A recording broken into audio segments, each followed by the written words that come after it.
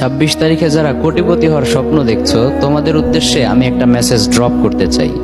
শোনো ভাই, অলওয়েজ মাথায় রাখবে, early success is a scam.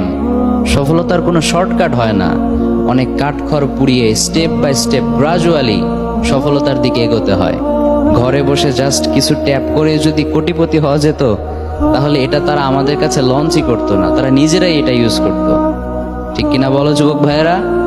যেমন দেখবে, রোদে পুড়ে এক বাস থেকে আরেক বাসে গিয়ে অনেকে বলে প্যাসেঞ্জারদেরকে, আপনি যদি এটা আপনার ঘরে রাখেন কোনোদিন আপনার টাকার অভাবই হবে না। তো এটা সে নিজে কেন তার ঘরে রাখে না?